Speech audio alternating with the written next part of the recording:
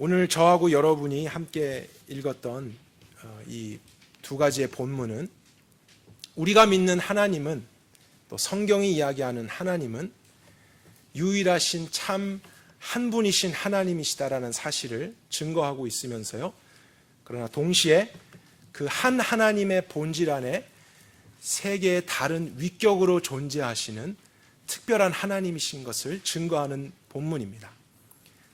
첫 번째로 우리 마가복음 1장 9절에서 11절을 보면은 예수님이 요한에게 침례를 받으시는 장면입니다. 공생의 사역 전에 요한에게 침례를 받으실 때 하늘에서 성령 하나님께서 비둘기같이 내려오셨고, 또 동시에 하늘에서는 아버지 하나님의 음성이 들립니다. 그러니까 예수님과 하나님과 또 성령 하나님이 같은 시간에 같은 장소에 동시에 나타나시는 것이죠. 그러니까 만약에 하나님을, 이 삼위일체라는 것을 구약시대에는 아버지로 나타나셨다가 또 신약에는 예수님이셨다가 그 다음에는 성령님으로 역할을 바꿔서 한 분이 이렇게 나타나신다고 생각하셨던 분들은 그렇지 않다는 것을 확인하실 거예요. 왜냐하면 세 위격이 동시에 한 장소에서 나타나고 있기 때문에 복수의 개념을 발견하게 됩니다. 그런데 우리 마태복음 28장 19절 20절에서는 또 다른 것을 보여주고 있습니다. 예수님께서 제자들에게 이제 가서 복음을 전하고 제자를 삼으며 아버지와 아들과 성령의 이름으로 침례를 주어라라고 명령하셨는데, 이 이름으로라고 하는 명사가 단수로 되어 있습니다. 이 이름으로 침례를 주라는 것은 하나님의 권위를 가지고 복음을 전하며 제자를 삼으라는 뜻이죠. 그런데 처음 보았듯이 성부 하나님, 성자 예수님, 성령 하나님을 혹시 새 하나님으로 오해를 했다가는 이 28장 19절에서 말하는 그 이름을 하나님이 한 이름, 단수로서 표현하신 것과 상충되는 것을 발견하는 것이죠. 아버지, 아들, 성령님이 계시지만 한 이름으로 한 하나님의 존재 안에 거하시는 단수의 개념을 또 발견하는 것입니다. 그래서 성경은 이런 삼위일체 하나님이 우리가 믿어야 될 하나님이라는 사실을 반복적으로 분명하게 제시해주고 있습니다. 근데 저는 이 안에서 저희들 중에 우리의 하나님이 한 분이시며 그 한 분의 본질 안에 새 위격을 가지신 삼위일체 하나님이시다라는 사실을 극단적으로 부인하시거나 거부하시는 분은 없을 거라고 믿습니다. 그런데 한편으로는 우리가 적극적으로 거부는 안 한다 할지라도 혹시라도 이런 우리의 하나님이 그냥 하나님이 아닌 이런 독특한 형태의 단수이시면서 복수이시고 복수이시면서 단수이신 삼위일체의 하나님이시라는 사실을 적극적으로 알고 적극적으로 그 교리를 소중하게 여기고 그 하나님 안에 내 믿음의 뿌리를 내리면서 하려고 하는 열심도 어쩌면 결여될 수 있다라는 생각을 합니다. 적극적으로 부인하는 것도 아니지만 그렇다고 계시해 주신 그 하나님의 삼위일체 되심을 적극적으로 생각하며 늘 바라보는 신앙도 아닐 수 있는 것이 우리일 수 있다는 것이죠. 그런데 오늘 이 시간을 통해서 저는 이 성경에 나타난 하나님, 또 우리가 믿는 하나님이 삼위일체 하나님이심을 우리가 적극적으로 더 열심히 알고 믿어야 된다는 것을 함께 나누려고 합니다.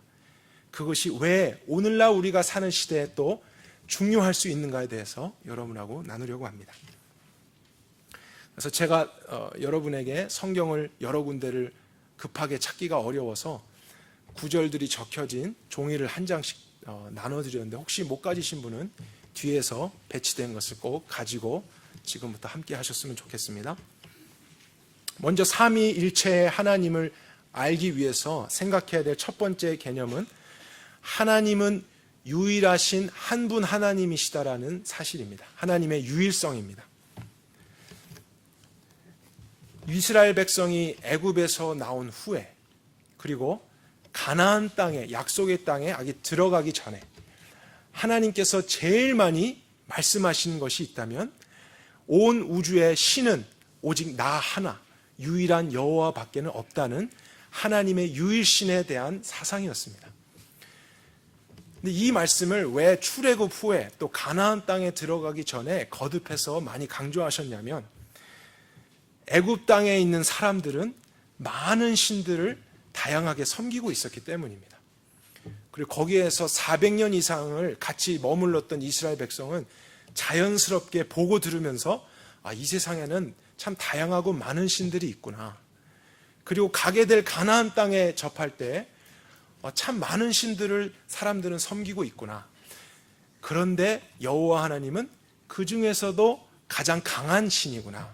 우리의 히브리 민족 신이구나. 이렇게 생각할 수 있는 가능성이 있기 때문에 하나님은 애굽에서 나온 후 또 다신을 섬기는 가나안 땅에 들어가기 전 하나님은 오직 한 분이신 하나님이다라는 사실을 가르치셔야만 했던 것이죠. 그래서 이스라엘 백성들에게 가장 먼저 주었던 10계명의 첫 계명과 두 번째 계명이 그것을 강조하고 있습니다. 우리 유인물에 있는 출애굽기 20장 3절 4절을 같이 한번 읽어보도록 하겠습니다. 한글만 함께 읽겠습니다. 시작. 너는 내 앞에 다른 신들을 두지 말지니라. 너는 너를 위하여 새긴 우상을 만들지 말고 또 위로 하늘에 있는 것이나 아래로 땅에 있는 것, 땅 아래에 있는 아무 형상도 만들지 말고. 앞으로 하나님의 백성으로 이스라엘이 지어져 갈 것인데 그들의 여정과 삶에서 가장 중요한 기초석은 바로 이 세상의 신들이라고 생각하는 모든 것들은 우상이고 헛된 것이고 허상이며 거짓이며 하나님은 신은 오직 여호와 한 분이다라는 그러한 말씀입니다. 그리고 그 십계명에서뿐만 아니라 또 저희들이 잘 아는 쉐마라고 일컫는 이스라엘 백성들에게 계속해서 가르치며 지키라고 했던 신명기 6장의 말씀에서도 가장 기본되는 사상은 하나님은 한 분이시다, 유일하신 분이시다라는 그러한 내용입니다. 신명기 6장 4절에서 5절도 같이 한번 읽어보도록 할까요? 시작. 들으라 이스라엘아, 우리 하나님 여호와는 한 분 여호와시니 너는 마음을 다하고 성품을 다하고 힘을 다하여 내 하나님 여호와. 하나님이 한 분이시기 때문에 그 하나님께 대한 명령은 너의 온 마음과 뜻과 정성과 의지, 힘을 다해서 사랑하는 것입니다. 왜냐하면 사랑할 대상은 한 분이신 하나님밖에는 없기 때문이죠. 만약에 다른 신들이 여러 개 있었다면 혼합해서 섬기고 그 사랑을 나눌 수 있었을 것입니다. 하지만 하나님은 너희들이 섬기고 바라보고 의지할 대상인 하나님은 유일하게 온 우주의 한 분이시기 때문에 너는 마음을 다해야 된다. 뜻을 다하고 힘을 다해서 집중해서 한 분이신 하나님만을 사랑하고 예배해야 된다라는 것을 가르치고 계신 것이죠. 그리고 같은 신명기 6장 후반부에서는 그것과 연관지어서 이제 다른 신들을 섬기거나 쫓는 것에 대한 경고의 말씀을 주십니다. 그런 것은 거짓이고 헛된 것이기 때문에 그것을 버려야만 너희들이 살 수 있다라는 말씀을 함께 해주시죠. 그래서 이처럼 이스라엘의 하나님은 여호와 하나님 한 분이신 유일하신 분이시라는 그 말씀이 구약 전체 여러 곳에 있는 것을 발견합니다. 지금 저희들이 읽은 구절 외에도 참 많은 구절이 있는데 제가 시간 관계상 몇 개밖에는 여러분에게 소개해드리지 못하고 있습니다. 그러면 신약은 어떠한가 우리 관심을 갖지 않을 수가 없죠. 구약에서는 그런 한 분 하나님이 증거되었는데 과연 신약에서도 그런가? 예, 그렇습니다. 신약에서도 여전히 하나님은 유일하신 한 하나님으로 증거되고 있고 선포되고 있습니다. 그래서 바울과 다른 사도들은 반복적으로 여러 곳을 갈 때마다 이 하나님은 유일하신 한 분이라는 내용을 선포하고 그들이 신이라고 섬기고 있었던 것을 버리도록 권면합니다. 그것에 대한 몇 구절을 예로 살펴볼까요? 우리 갈라디아서 3장 20절 유인물에 있는 것 같이 한번 읽겠습니다. 시작. 중보는 한편만을 위한 자가 아닌 오직 하나님은 하나이시니라. 디모데전서 2장 5절입니다. 시작. 하나님이 한 분이시요 또 하나님과 사람 사이의 중보자도 한 분이신 그 사람이신 야고보서 2장 19절입니다. 시작. 하나님이 한 분이심을 내가 잘하는. 확인해 본 결과 구약에서만이 아닌 신약에서도 예수님이 오신 다음의 시대에서도 하나님은 여전히 유일하신 한 분이시라는 것을 증거하고 있는 것을 발견합니다.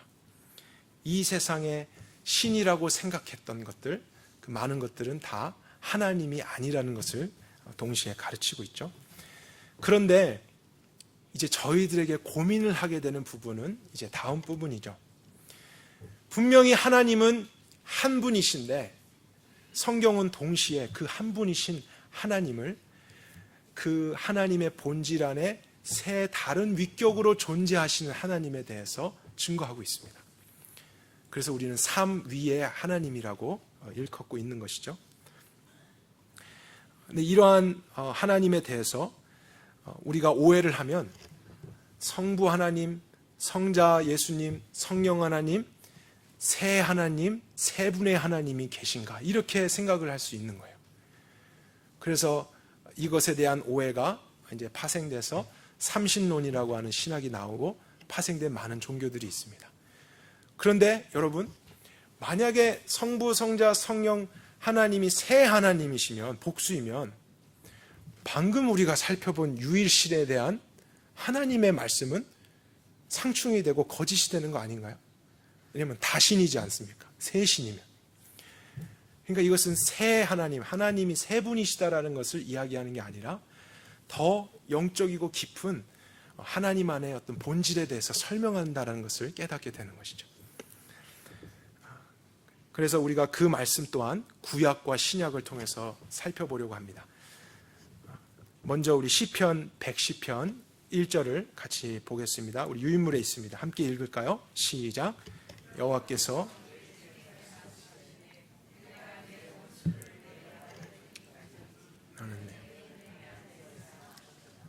이것은 구약에 있는 말씀입니다. 그리고 다윗이 쓴 시입니다. 다윗이 내 주님이라고 부르는 대상은 오직 한 분 하나님 외에는 없습니다. 그런데 우리 이 처음 구절을 보니까 다윗이 이렇게 표현하죠. 여호와께서 내 주에게 말씀하시기를. 그러면은 분명히 복수의 개념이 있는 것을 봅니다. 그리고 다윗에게 주는 또 하나님이실 텐데. 그래서 어떤 번역본들은 굉장히 모호하게 이 부분을 번역했어요. Lord says to my Lord. 그럼 이게 무슨, 롤드가 첫 번째 롤드는 뭐고 두 번째 롤드는 뭔지 헷갈리는 것이죠. 그런데 전수성경이나 올바른 번역본에 보면은 첫 번째 롤드는 대문자로서 여호와 하나님 아버지 성부 하나님을 이야기하는 것이고, 두 번째 내 주님이라고 말 때 두 번째는 성자 예수님을 지칭하는 것을 알 수 있습니다. 그러니까 아버지 하나님이 지금 아들 예수님에게 내가 내 원수로 내 발등상이 되게 하기까지 너는 내 우편에 앉아 있으라 이렇게 말씀을 하신 내용을 다윗이 영적으로 보았다는 것이죠. 그러니까 여기에서 분명히 보게 되는 것은 하나님은 분명 한 분이신데 그것은 진리인데 그분 안에 복수의 개념, 다른 위격이 존재하다는 것을 보게 되는 것입니다. 그럼 신약에서도 그것을 증거하고 있는가 우리 살펴볼까요? 특별히 이 부분을 많이 강조했던 사람이 사도 요한입니다. 그래서 요한은 자신의 서신서들에서 한 분이신 하나님의 본질 안에 다른 인격으로 존재하시는 성자 예수님을 보았고 또 성령 하나님에 대해서 계시를 해주고 있습니다. 그래서 특별히 1장을 통해서 저희들이 한번 같이 살펴보겠습니다. 유인물에 있는 것 요한복음 1장 1절에서 2절 같이 한번 읽겠습니다. 시작. 태초에 말씀이 계시니라. 이 말씀이 하나님과 함께 계셨으니 이 말씀은 곧 하나님이시니 그가 태초에. 이 하나님과 말씀이라고 하는 것이 복수로 표현되어 있는 것을 봅니다. 그런데 이 말씀이 또한 하나님이시니 연결을 지으니까 지금 마치 하나님이 두 분이 계신 것처럼 느껴집니다. 근데 그 하나님, 그 말씀이 하나님과 함께 계셨고, 그럼 도대체 이 말씀, 또 말씀이 하나님이시라는 이 대상은 무엇일까? 보니까 요한복음 1장 14절에 그 해답을 주고 있죠. 우리 같이 한번 또 읽겠습니다. 시작. 말씀이 육신이 되어 우리 가운데 거하심, 우리가 그의 영광을 보니 아버지의 독생자의 영광, 은혜와 진리가 충만하더라. 말씀이신 하나님, 그분은 바로 육신의 몸을 입고, 인간의 몸을 입고 이 땅에 구원을 이루시게 오신 제2의 위격인 예수님인 것을 저희들이 이제 발견하게 되는 것이죠. 그러니까 첫 번째 하나님이라고 하셨다는 것은 성부 하나님을 지칭하는 것이었고, 그분과 태초부터 함께 계신 말씀, 하나님, 육신을 입고 오신 분은 바로 제2의 위격인 예수님. 그러니 지금 복수의 개념이 이 구절 안에 있는 것을 봅니다. 그리고 아마 더 중요한 확실한 증거가 될 수 있겠는데요. 이 땅에 오신 예수님 스스로가 하나님과 예수님의 그 위격을 구분시키시면서 복수의 개념을 말씀하셨어요. 우리 요한복음 17장 5절 말씀 한번 같이 또 읽겠습니다. 시작. 아버지여, 창세전에 내가 아버지와 함께 가졌던 영화로서 이제 아버지께서 친히 나를 영화롭게 하옵소서. 예수님이 아버지여라고 다른 대상으로 부르고 계신 것이죠. 그러니까 한 하나님이 지금 마치 이렇게 아침에는 아버지였다가 저녁에는 회사원이었다가 이렇게 다른 역할을 하는 게 아니라 분명히 나누어져 있는 인격을 보는 것입니다. 근데 중요할 수 있는 예수님의 하나님 되심을 알 수 있는 힌트는 바로 창세 전이라고 하는 단어 때문입니다. 왜냐하면 창세 전에 존재하실 수 있는 분은 만들어지시지 않은 하나님밖에는 없죠. 그런데 그때 아버지 하나님이 계셨는데 동시에 또 누가 계셨냐면 예수님도 계셨다는 거예요. 그러니까 예수님은 하나님이시다. 그렇게 연결이 될 수밖에 없는 것이죠. 그래서 태초 전부터 아버지와 함께 가졌던 영화로서 이제 아버지께서 친히 나를 영화롭게 해주십시오 라는 기도를 이렇게 대상을 구분지어서 드리고 계십니다. 또 하나의 증거 같은 요한복음입니다. 예수님의 부활을 믿지 않던 도마라고 하는 제자가 예수님이 부활하신 후에 그분의 자국과 또 그 상처난 것을 보면서 다음과 같이 고백하죠. 도마가 대답하여 예수께 말하되 나의 주제, 주님 곧 나의 하나님이니이다. 지금 도마가 나의 하나님이다라고 고백하는 대상은 성부 하나님이 아니라 예수님이시죠. 예수님도 하나님이라고 인정할 수밖에 없는 그런 믿음을 갖게 된 것입니다. 그리고 다른 서신서들에서도 이러한 근거들은 너무나 많이 쉽게 찾아볼 수 있습니다. 가장 대표적인 것이 바울의 서신서 중 하나인 에베소서 2장에 예수님이 하나님과 근본 본체이셨지만 동등됨을 취할 것으로 여기지 아니하시고 자신을 비우셔서 사람의 몸을 입고 종의 형체에 이 땅에 오셔서 죽기까지 십자가에서 복종하셨다. 그래서 예수님도 사실 하나님과 같은 본체, 하나님의 안에 있는 하나님이시고 같은 본질을 가지신 다른 위격이시다라는 것을 보여주고 있는 것입니다. 그리고 여러분하고 한 번 더 나눠야 될 부분은 이 아버지 하나님과 아들 예수님만이 아니라 성령님도 제3의 위격이신 하나님이시라는 사실입니다. 이 부분에 대한 이해가 많이 부족한 것을 경험합니다. 그래서 어떤 교단이나 단체들은 아버지, 아들까지는 하나님으로 인정하는데 성령님은 하나님의 파워 아니면 하나님의 force 그 정도로 이해를 합니다. 그래서 비인격체로서 분류해서 하나님의 어떤 능력으로 믿고 있는 그런 단체들이 있습니다. 대표적인 예가 여호와의 증인과 같은 그런 단체들입니다.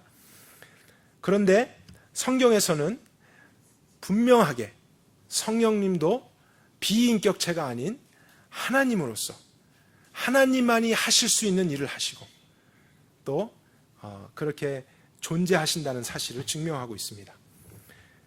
여러 예가 있지만 대표적인 것 중에 하나가 바로 사도행전 5장과 같은 말씀입니다. 베드로가 교회 리더로 있을 때 아나니아와 삽비라가 재산을 팔아서 가져왔었죠. 그런데 땅값의 일부를 숨겼습니다. 그때 베드로가 5장 3절에 했던 말은 너가 왜 성령님을 속여서 땅의 값의 일부를 감추느냐, 이렇게 이야기를 합니다. 그래서 성령님에 대해서 이야기를 하는데 바로 그 다음 절 5장 4절에는 베드로가 이렇게 대답을 하죠. 너가 그 성령님을 속인 것은 바로 하나님을 속인 것이다. 그러니까 성령님, 그 다음 절에는 하나님으로 다시 이야기를 하면서 같은 하나님이시라는 것을 증명하고 있는 것이죠. 그리고 하나님이셔야 한다면 창조의 능력이 있으셔야 되고 또 구원을 이루실 수 있는 능력이 있으셔야 됩니다. 창세기 1장 2절 같은 데 보면 하나님의 신인 성령님께서 함께 창조의 역할을 하셨고 또 구원에 대해서 아버지 하나님이 하시는 일, 성자 예수님이 하시는 일, 또 성령 하나님이 인을 치시고 구원을 보장하시고 또 그 구원받은 자 안에서 계속적으로 함께 하시면서 하나님의 능력으로 구원을 완성하시는 일을 하신다 하셨습니다. 그러니까 그것은 하나님이시기 때문에 하실 수 있는 일이죠. 그리고 하나님이시라고 할 때는 반드시 인격체이셔야만 합니다. 펄슨이어야만 한다는 사실입니다. 그래서 다른 인격체와 함께 대화를 나눌 수 있고 교제가 가능한 대상이어야 됩니다. 그래서 예를 들면 성령 하나님이 우리를 위로하시는 자가 되신다, 그렇게 표현하셨고 또 우리에게 진리의 말씀을 생각나게 하시고 진리로 인도해 가신다. 그리고 더 확실한 거 로마서 8장 같은 데 보면 성령님이 우리 안에서 우리가 마땅히 빌 바를 알지 못할 때 우리를 위해서 대신 간구해 주시는 일. 여러분, 폴스나 바람 같은 비인격체가 우리를 위로해 줄 수 있습니까? 우리를 위해서 바람이 와서 대신 기도해 줄 수 있습니까? 그럴 수 없는 것이죠. 성령님도 그냥 비인격체인 하나님의 파워 정도, 능력 정도가 아닌 그 한 분 하나님 안에 계신 제3의 위격으로서의 하나님이시라는 사실을 성경은 확실하게 증거하고 있습니다. 그래서 우리는 구약과 신약을 통틀어서 성경이 이 세상 가운데 계시해 주는 하나님이 유일하신 한 분 하나님이시면서 그 하나님의 본질 안에 새 다른 역할과 책임을 맡으신 그런 복수의 개념으로 존재하시는 하나님이시란 사실을 확인했습니다. 그런데 그것이 오늘날 믿는 우리들에게 그것을 적극적으로 더 알고 그 교리를 정말 소중히 여겨야 되는 중요한 이유가 있습니다.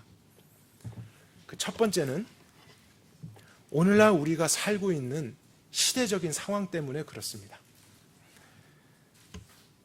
이스라엘 때와 비슷하게 어쩌면 더 심각할 정도로 우리가 살고 있는 이 시대는 다양하고 혼합적인 종교와 다신을 인정하는 사회입니다. 그런데 그 가운데서 온 우주의 하나님은 유일하시고 한 분밖에는 없다, 다른 신들은 거짓이다, 허상이다 라고 했을 때 다른 많은 종교들이나 가르침과는 우리의 하나님이 구분될 수밖에 없는 것이죠. 하나님만이 유일하시다는 그 사실은 창조주 하나님의 권위하고도 연관이 있습니다. 왜냐하면 하나님이라고 할 때는 창조되지 않은 온 우주 만물을 만드신 분이셔야만 하나님이 될 수 있기 때문이죠. 그래서 그것을 만드신 분은 오직 한 분이시고 모든 것을 만드신 분이기 때문에 만물에 대한 소유권 또한 그 창조주 하나님께 있는 것입니다. 그러면 만물에 대한 모든 소유권이 그 하나님께 있기 때문에 그 하나님만이 예배와 찬양을 받기에 합당한 유일한 대상이 될 수밖에 없는 것이죠. 그래서 하나님이 한 분이시라는 사실이 저희들에게도 오늘날 이 시대에 너무나 필요한 중요한 교리가 되는 것입니다. 그리고 더 나아가서 그렇게 창조하신 유일한 분, 그래서 모든 것의 소유권을 가지시고 주인이 되실 수 있는 분, 모든 만물에 또 인간들에게 예배와 찬양을 받기에 합당한 유일한 그 분만이 우리 인간들의 죄를 위한 또 구원의 문제를 위한 길을 제시해 줄 수 있다는 것은 너무나 당연한 사실인 것이죠.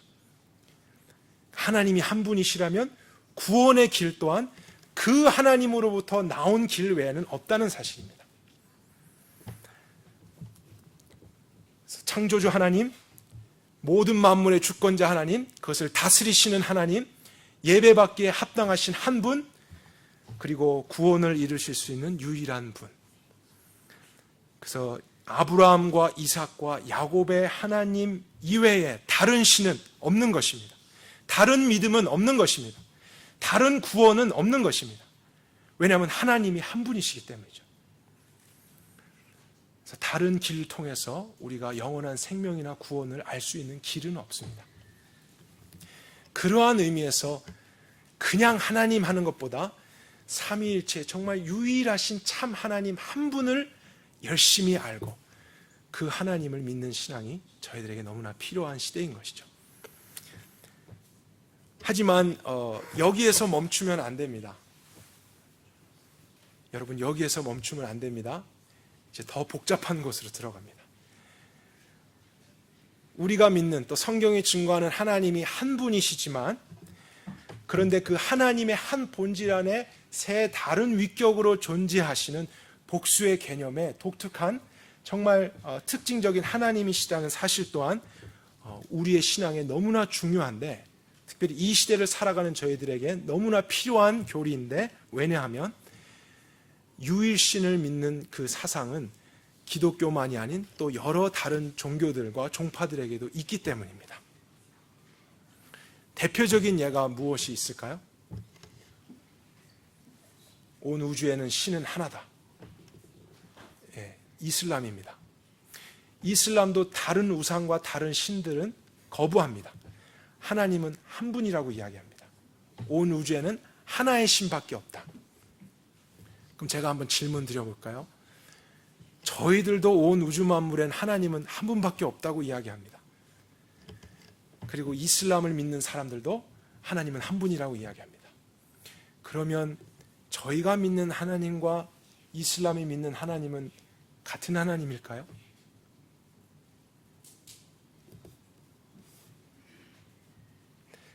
근데 지금 이런 것을 주장하고 있는 분위기가 우리가 살고 있는 시대에 일어나고 있다는 것이죠.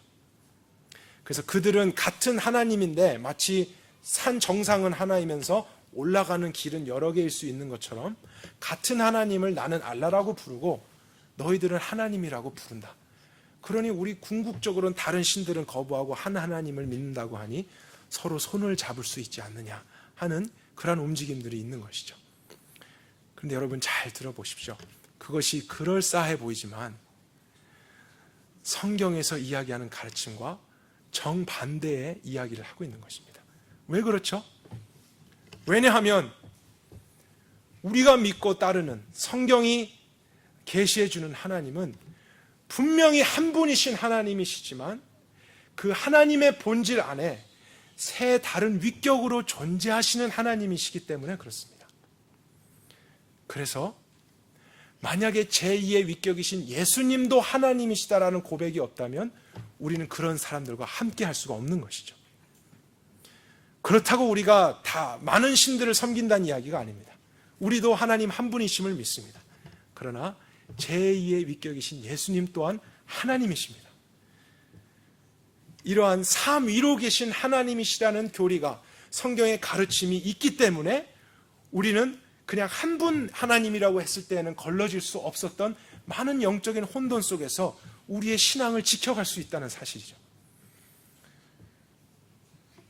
그래서 비슷하게 요즘에 그런 종교의 다원주의 신앙관과 혼합적인 문화 속에서 그러한 영적인 가르침들을 주고 있는 세상 가운데서 우리가 더 분별하면서 우리의 신앙을 지킬 수 있는 가장 중요한 근거가 있다면, 물론 여러 가지가 있을 수 있지만 그래도 가장 확실한 것은 우리 믿음의 대상이 누구인가가 아니겠습니까?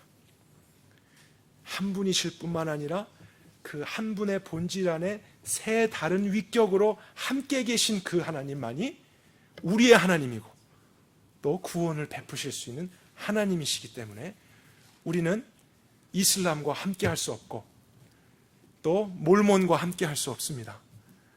그들도 예수님을 하나님으로 믿지 않죠.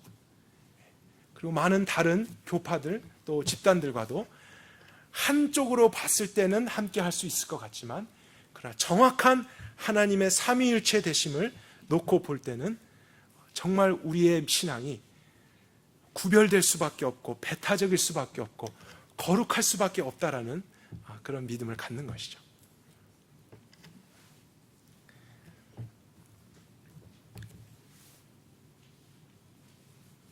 이 삼위일체 하나님을 알게 될 때, 물론 우리는 인간의 지혜로 어떻게 하나의 한 분이신 하나님이 복수의 개념을 가지시고 또 그 복수의 개념이 단수로서 여겨질 수 있는가에 대한 완전한 이해를 하는 것은 불가능할 것입니다. 그러나 저는 이것을 부끄럽게 생각하지 않습니다. 왜냐하면 그분은 하나님이시기 때문이죠. 어느 정도 이해할 수 있는 만큼 계시는 해주셨지만 우리가 그분을 우리의 인간의 지혜로 다 아는 것은 불가능할 것입니다. 왜냐하면 그렇다면 우리도 하나님이어야 되겠죠. 그래서 하나님과 우리의 이해의 차이가 있을 수는 있습니다. 그러나 하나님이 어느 정도는 그 삼위일체 하나님에 대해서 이해할 수 있도록 도와주신 몇몇 근거들이 있는데, 저는 그 중에 하나를 여러분께 오늘 소개하려고 합니다. 요한 1서 4장 8절에 있는 하나님은 사랑이시다라고 하는 말씀입니다. 하나님이 스스로를 사랑이다 그렇게 표현하셨어요. 그러니까 사랑이 많은 분이다가 아니라 사랑이다 그렇게 말씀하셨다는 것이죠. 근데 여러분, 사랑이라는 것을 한번 생각해 보십시오. 사랑할 때는 단수입니다. 사랑. 우리가 사랑들 하지 않죠? 근데 이 단수의 개념인 사랑을 이해할 때 반드시 있어야 되는 것은 무엇이냐면 그 안에 있어야 되는 복수의 개념, 관계성의 필요입니다. 왜냐하면 우리가 저 가정에는 참 사랑이 많아, 저 부부들 안에는 참 사랑이 있어, 이런 이야기를 할 때 단수로서 사랑을 이야기하지만 그 사랑의 본질 안에 분명히 주는 자가 있고 받는 자가 있고 사랑으로 교류가 되어지는 복수의 개념이 존재하는 것을 보는 것이죠. 그렇다고 사랑들이 아닌 또 단수로서의 사랑입니다. 그러니까 하나님께서 스스로를 사랑이다라고 말씀하셨을 때 어쩌면 이런 복잡할 수 있는, 너무 영적이어서 인간이 이해할 수 없는 삼위일체의 그 하나님 되심을 이해할 수 있도록 도와주신 것이 아닌가라는 생각을 해봅니다. 그것을 더 저희들이 묵상을 해보면요, 이런 것이 될 수 있죠. 성부 하나님, 성자 예수님, 성령 하나님이 세 다른 위격으로 계신데 그 하나님은 사랑이십니다. 완전한 사랑이고 또 영원한 사랑이시죠. 그래서 그 사랑으로 마치 하나의 연합된 그 유기적인 관계로서 계시는 하나님이 되실 수 있는 것이죠. 사랑 안에, 하나라고 하는 단수의 사랑 안에서 세 위격으로 존재하시는 복수의 개념을 가지신 하나님. 그래서 하나님은 사랑이시다, 이렇게 저희들이 조금은 이해할 수 있지 않은가 생각을 해봅니다. 그래서 이러한 하나님, 삼위의 일체의 계시는 그 하나님을 오늘날 우리가 또 믿는 것이, 그것도 적극적으로 믿는 것이 왜 중요한가, 이 부분을 또 하나님이 그런 사랑이시다라고 말씀하신 것에 빗대어 나눠보려고 합니다. 우리의 하나님이 그냥 하나님이 아닌 삼위일체의 하나님이셔야 우리에게 생각할 수 있게 되는 개념은 바로 이것이기 때문입니다.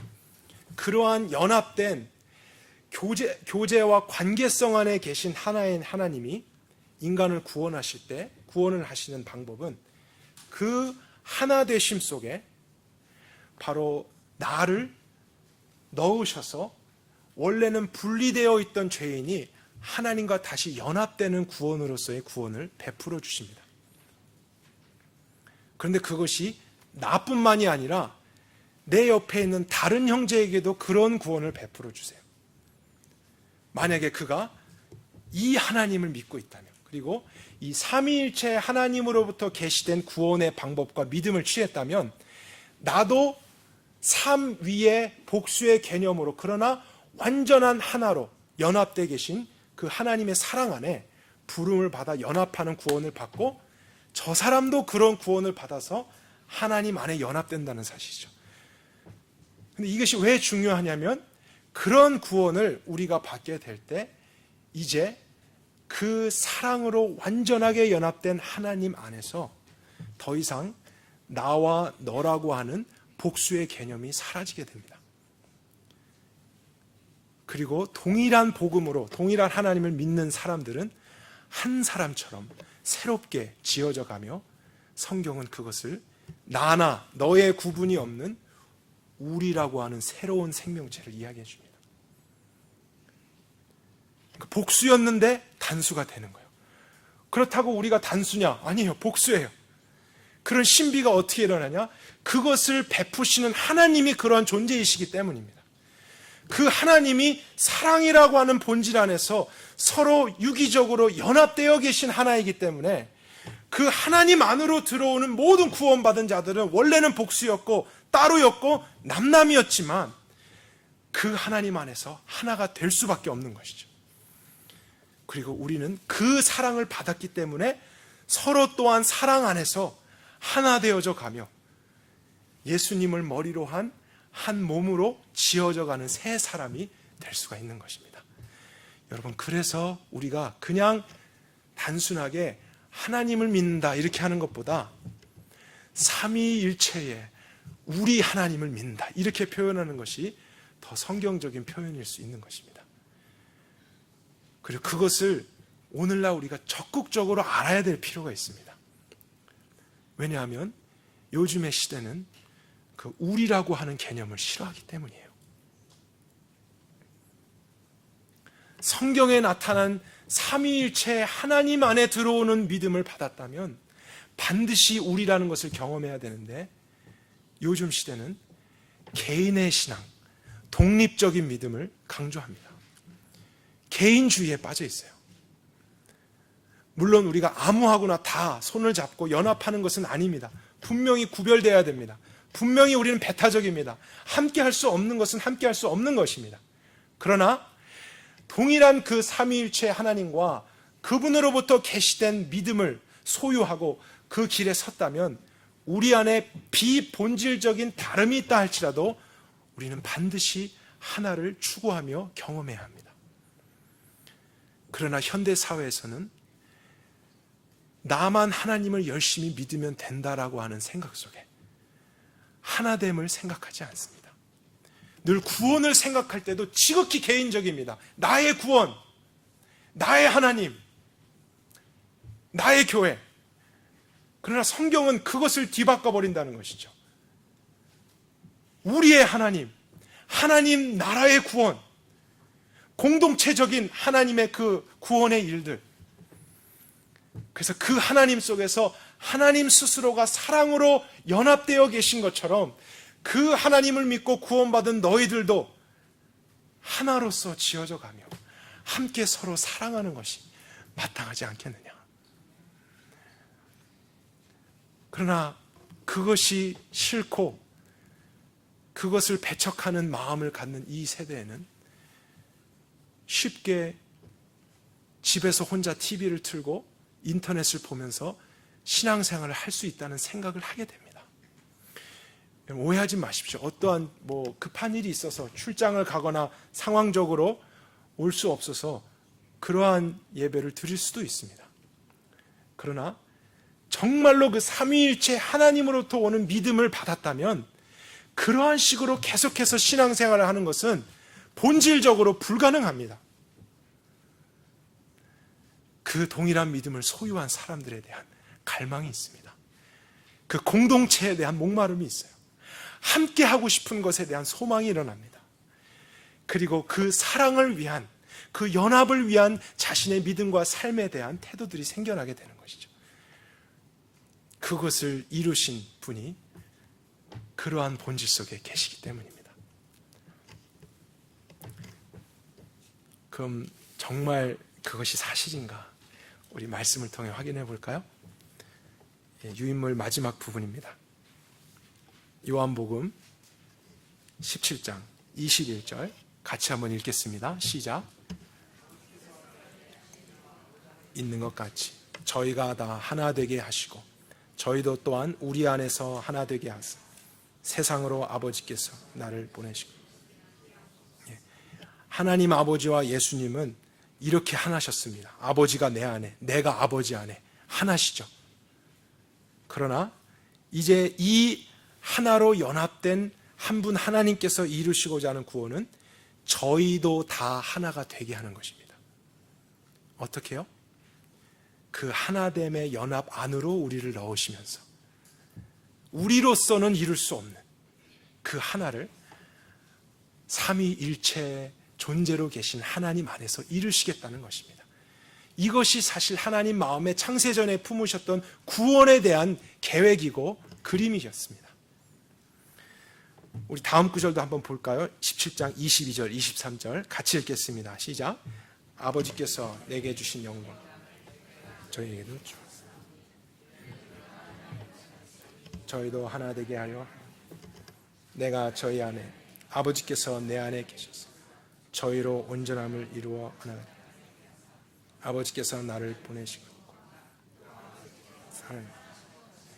저희도 사랑하신 것을 또한 세상으로 우리가 하나인 것 같이 저희도 하나가 되게 하려 함이니이다. 이 일을 위해서 오신 분이 예수님이셨고 이 일을 위해서 우리 안에 지금 계신 분이 성령 하나님이십니다. 우리의 하나님이십니다. 그렇기 때문에요, 하나님이 믿는 자들 향해서 서로를 내 몸과 같이 사랑하라라고 말씀하신 계명은 많은 계명들처럼 이것도 하고 저것도 하며 또 사랑도 해라 이러한 하나의 계명으로 써주신 것이 아니라 너무나 구원과 연관되는 본질적인 계명이라는 것을 생각해 보게 됩니다. 왜냐하면 하나님께서 구원 안에 베풀어 주신 그 사랑은 연합하는 사랑이고 하나 되는 사랑이기 때문이죠. 그리고 그 하나님께서 우리를 그 안에 넣어주시는 사랑을 베풀어 주신 목적은 동일한 사랑이 이제 우리 가운데 흘러가서 결코 나와 너로 흩어지고 분리되고 깨어지고 싸우고 나눠질 수밖에 없었던 인간들이, 자기 중심적으로 나만을 위해서 살아갔던 사람들이 이제 나를 버리고 하나님과 우리를 위해서 살 수 있게 되는 그 영광을 위해서 구원하셨기 때문에 만약에 같은 믿음을 소유한 형제 자매들을 사랑하지 않는다? 그것은 그냥 사랑하지 않는 계명을 범한 게 아닙니다. 정말로 저 사람이 삼위일체 하나님을 아는가에 대한 그런 질문까지도 할 수 있는 거예요. 그 말씀을 기록한 책이 요한일서입니다. 그래서 너희가 형제를 사랑한다고 하는데 말로만 하냐? 그럼 너의 믿음을 점검해 보아라. 그리고 하나님은 사랑이시라. 하나님이 이렇게 널 사랑하셨다. 서로 사랑해라. 사랑하지 않으면 너가 구원을 받았는지 점검해 봐라. 이런 맥락에서 하나님을 사랑하는 것과 우리가 서로를 사랑하는 것을 이해하는 것이죠. 그러니 이 사랑 또한 삼위일체 하나님을 알 때 그 올바른 개념으로 우리가 살아갈 수 있는 것입니다. 삼위일체 하나님이 아는 곳에서도 많은 사랑들이 있습니다. 사랑을 실현합니다. 그러나 깊이 살펴보면은 사랑을 하고 있지만 그 안에는 본질적으로 자기를 위한 사랑도 있고 유익을 위한 사랑도 있고 목적을 위한 사랑이 있습니다. 그러나 저희들의 사랑은 하나님이 거룩하셔서 세상과 구별되신 것처럼 구별된 사랑일 수밖에 없는 것이죠. 나의 유익도 아닌, 또 너의 유익도 아닌 우리의 유익, 하나님의 나라의 유익, 우리 그 일을 위해서 서로 사랑할 수밖에 없고, 나를 희생해서 너가 살아라, 나를 밟고 너가 올라가라, 내가 썩어지고 너가 살아라, 이러한 개념과 또 그것을 할 수 있도록 도우시는 그 하나님의 사랑이 부어지는 것이 바로 이 땅에 세워지는 하나님의 나라이고 교회인 것입니다.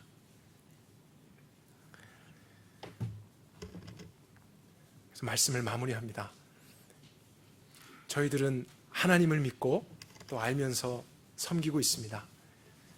그러나 요즘 시대를 살아가는 저희들에게는 조금 더 우리가 믿는 대상에 대해서 분명하게 부르고 또 알고 믿어야 되는 필요가 있습니다. 우리의 하나님은 한 분이시며 유일하신 분이십니다. 다른 신은 없습니다. 그런데 그 유일하신 하나님의 본질 안에는 세 다른 위격의 존재가 있으십니다. 삼위일체의 우리 하나님이 되시는 것이죠. 그래서 이런 하나님을 온전하게 계속해서 바라보면서 그 삼위일체 하나님을 부르고 삼위일체 하나님 안에 내 믿음의 뿌리를 내리려고 할 때 우리는 마지막 시대에 혼돈을 피할 수 있을 것입니다. 많은 영적인 화살들에서 우리는 그 하나님의 보호하심을 입을 수 있을 것입니다. 믿는 자들마저도 미혹시키는 세상이 될 거라 경고하신 이 세상에서 우리는 마지막까지 오직 구원의 한 길이신 그 하나님의 길을 따라서만 걸어갈 수 있을 것입니다. 그리고 정말 아무와 손 잡지 않고 우리의 거룩함을 지키며 하나님의 나라를 실현할 수 있을 것입니다.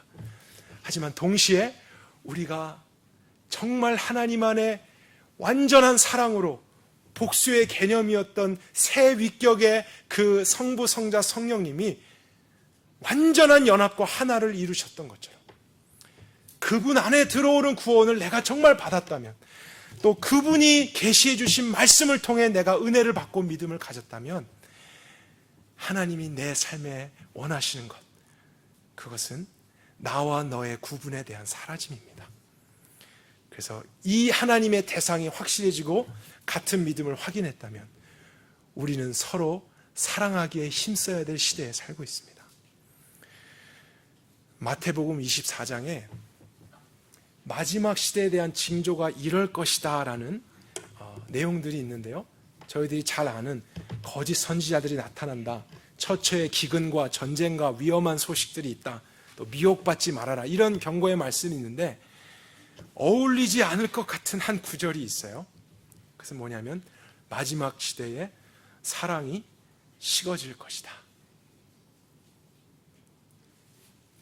근데 어쩌면 저는 그것이 믿는 자들 안에서 이 시대적인 영향을 받아서 온전한 진리를 분별했다고는 하지만 함께하지 않고 또 함께하는 것을 원함이 없이 지극히 개인적인 모습으로 하나님만을 열심히 사랑한다고 하며 또 다른 극단의 모습으로 치우치고 있을 그러한 영혼들을 위해서 하나님이 삼위일체 하나님으로 우리에게 오신 후에 그 완전한 사랑의 연합으로 저와 여러분들 또 다른 형제 자매들을 불러주신 것이 아닌가라는 생각이 듭니다. 그래서 여러분들도 아마 경험해 보셨을 거예요. 처음 가보는 곳에서 문화도 다른, 피부색도 다른, 언어도 다른 어떤 사람을 만났는데 그 사람이 삼위일체의 하나님을 믿고 그 하나님으로부터 오는 믿음을 가지고 있을 때 이상한 일이죠. 만난 지도 얼마 안 됐는데 왜 이렇게 막 주고 싶죠? 그리고 그 사람하고 있는 것이 왜 이렇게 좋죠? 그리고 혹시라도 내가 다른 곳으로 출장을 가거나 여행을 갔어요. 그러면 홀로 있게 됐을 때 이 믿음을 같이 공유했던 사람들이 왜 이렇게 그립죠? 왜 이렇게 함께 나누고 싶고 더 사랑하고 싶죠? 그것은 나에게 그 일을 시작하신 하나님의 본질 안에 그러한 하나됨과 연합이 있기 때문이라는 사실입니다. 그래서 우리가 그 사랑을 받았다면 우리도 서로 그것을 나눌 수 있는 사람들과 함께 사랑하는 것이 마땅합니다. 이 시대를 살아가면서 우리 선함교회를 통해서는 하나님의 이 경고의 말씀, 마지막 시대는 사랑이 식어지리라는 말씀이 뒤집어지기를 바랍니다. 더 이 교회 안에 성부, 성자, 성령 하나님의 연합된 사랑처럼 온전한 사랑이 이루어지더라. 자신의 유익을 구하지 않고 서로를 위해 존재하고 그 하나됨을 위해서 땀을 흘리고 서로를 돌아보며 위로하고 함께하는 공동체이더라 하는 그러한 아름다운 모습이 저희 선함교회 안에 이루어지기를 원합니다. 같이 기도하겠습니다. 살아계신 하나님,